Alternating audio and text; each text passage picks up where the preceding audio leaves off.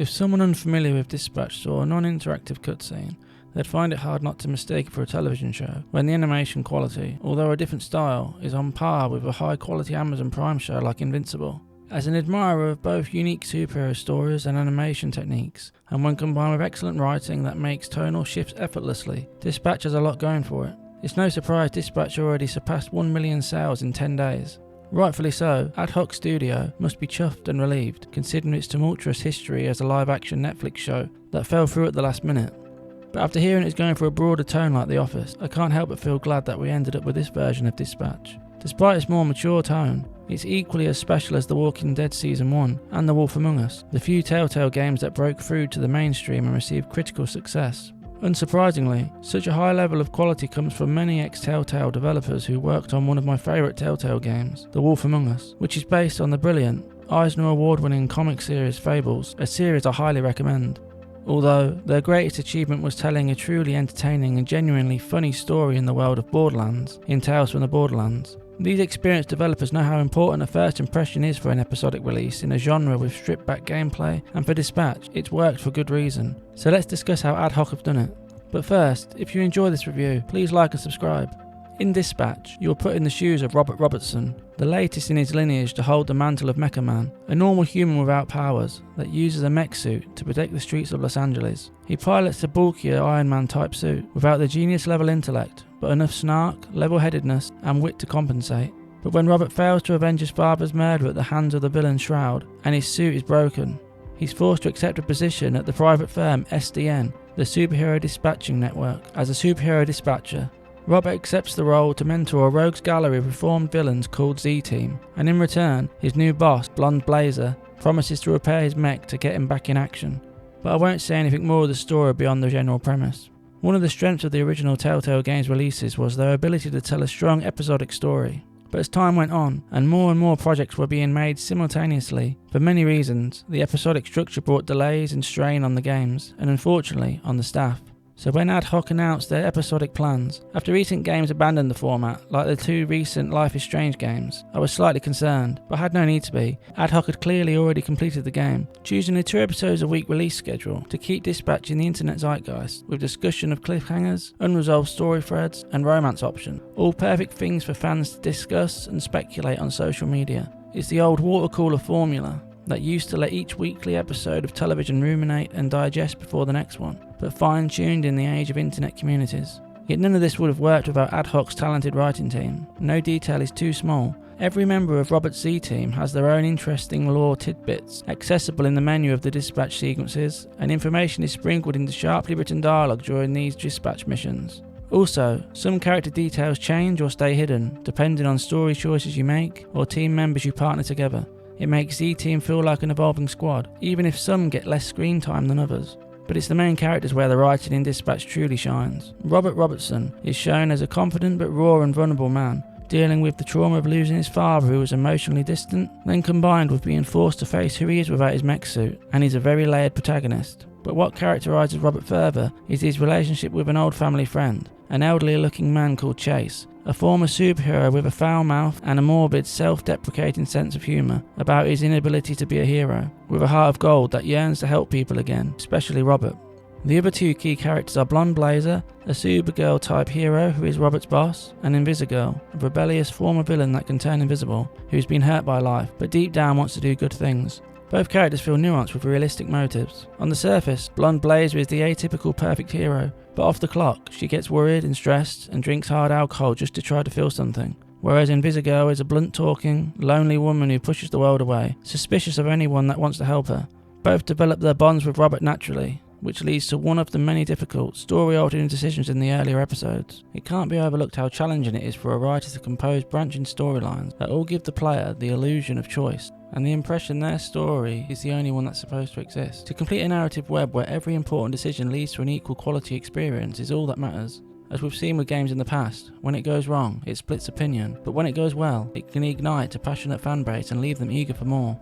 Overall, I believe Dispatch works because the story hook is so strong. The idea of following the story of a superhero dispatcher is a great idea that fits almost every storytelling medium. I would still be interested in seeing an animated or live action extension or even an expanded version of the strategy game inside Dispatch, which I'll explore shortly. But in the game, everything just works. The story feels perfectly paced at around an hour or under per episode, which is shorter than most episodic video games, but in line with many a television show. Each episode is long enough to be fulfilling and short enough to urge you to want to continue on to the next one, which complements the 2 episodes a week release schedule. But the most important part needed to make the story all come together is the performances. Protagonist Robert Robertson is voiced by actor Aaron Paul of Breaking Bad and Westworld fame, a very talented actor that brings gravitas to the role, switching between confident banter to vulnerable emotional intensity with ease. Being no stranger to voice work with his role in BoJack Horseman, Aaron Paul disappears within Robert Robertson so that you totally believe the character and his motives. This strong performance is matched by both Erin Yvette as top superhero Blonde Blazer and Laura Bailey as the sharp-tongued ex-villain turned wannabe hero in Visigirl. You might recognise Erin Yvette's voice from The Wolf Among Us, where she brilliantly played Snow White, whereas Laura Bailey, another phenomenal actor, has had many high-profile roles in the likes of The Last of Us Part 2 and Infamous, plus her work at Critical Role. She never fails to give a pitch-perfect performance, whether voice-acted or a complete motion performance. One day I do hope that she gets given the chance to do more live-action work too. But another standout is from one of the most famous names amongst the cast, Jeffrey Wright. He plays an older man called Chase that works with Robert at the SDN and has a shared history with his family. It's a banter-filled relationship where Jeffrey Wright interjects with frequent fiery but kind-hearted swear-filled rant. The character is just another in a long line that makes the world feel bigger and better.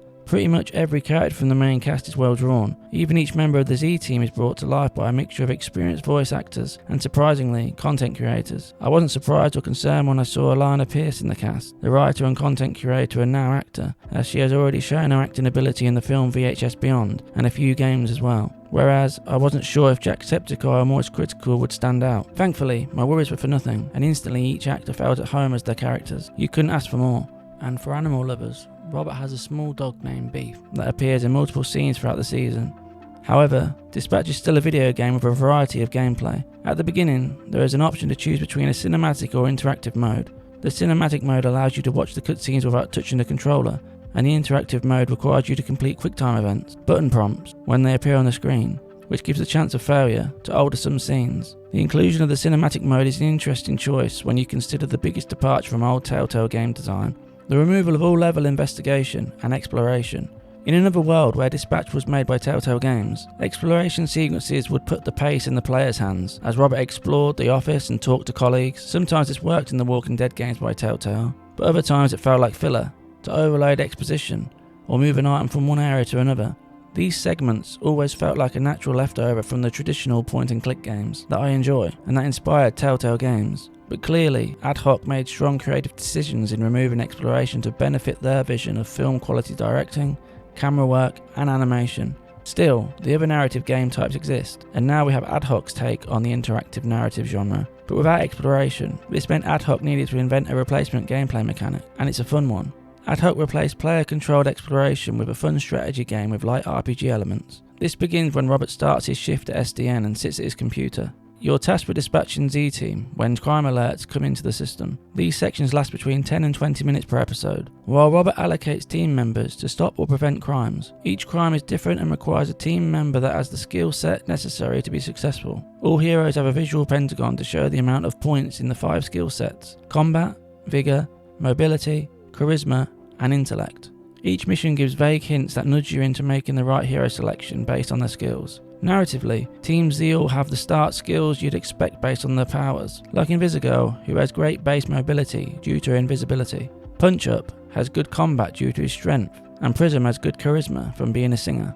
But sometimes missions require you to combine heroes so the pentagon of skills grows greater and covers the skill sets needed to be successful on more challenging missions. The more heroes you use, the more likely the pentagon is filled and the more likely you are to succeed. But the further the season goes, the more you've leveled up each hero to your liking. And when you think you've got heroes capable of solving crimes on their own, or in a duo, they add in bonus objectives, or introduce points of immediate failure. This keeps the strategy dispatching game evolving, and feeling fresh throughout the whole season. The later episodes increases the amount of crimes coming in, and really builds up the tension when making decisions of who to send out. It replicates the tension of what a real dispatching job would bring. Luckily, if you make mistakes and your team members get injured or need a rest, you can unlock abilities for Robert to use to fix this during the strategy sections. Along with Robert leveling up, and teams are levelling the pentagon of skills, heroes can go for training with Blonde Blazer to add perks, like gaining skill points when partnering with certain heroes. The final major element within the strategy game is Robert's hacking skills. At certain times, missions will get disrupted, and you will be asked to pick a solution that's judged on a hero's skill level, or Robert will be given the option to hack. These hacking minigames are like grid-based puzzles where you locate passwords to reach the end. However, these grow in complexity over the season, developing into urgent sequences, where you must find an electrical source to defeat the defense system trying to stop you. On its own, the hacking minigame is fine, but when combined with everything else the dispatching strategy game has to offer, it's a solid part of the overall experience. It has an addictive quality to become a solid enough strategy RPG that I'd like to see as an expanded full game in the future. As every time the section ended, I wanted to do a little bit more, but like everything else, it's all in service of being additive to the story. I also have to praise the original score, as Dispatch's theme brings a fun, catchy beat that sets the scene when Robert arrives for a day at the Dispatch offices to reinforce the theme of the workplace comedy. Ad Hoc also cleverly uses licensed music at key moments to backdrop emotional scenes and stylish set pieces. One of my favourite songs was a remix from the band Future Islands, but these licensed songs along with the nudity of the game can be turned off to make it safe for streamers. Another smart move by Ad Hoc was collaborating with Critical Role on brand awareness by doing a tabletop one-shot on YouTube, set in the Dispatch world, and intent on doing other things related to tabletop and animation in the near future. They also have a deal in place to make an interactive narrative game like Dispatch, set in Critical Role's own fantasy world. This partnership came about when Travis Willingham, CEO of Critical Role and talented voice actor, got an audition for Dispatch, and like everyone else, saw the animation and wanted to do something with Ad Hoc. Now that the season is over, I can confidently say Dispatch stands as one of the best interactive narrative video games I've ever played, building a layered cast of characters in the fun Z-team, and an evolving story over 8 episodes that touches on dark comedy, romance and drama. Ad Hoc Studio manages to narrow down a unique hook in the oversaturated superhero genre and make it feel new and interesting, an IP that has the potential to be known beyond video games. Even if they hadn't nailed the ending, I would have still recommended Dispatch to anyone that loves television shows or superhero comics. However, in my view, the ending was satisfying and I hope we get to return to the world of Dispatch soon. But beyond Dispatch, I can't wait to see what Ad Hoc Studio creates for Critical Role and whatever other games they make in the future. 9 out of 10. If you enjoyed the review, please like and subscribe to Play, Save, Repeat, and leave a comment about your favourite interactive narrative game. Thanks. Until next time.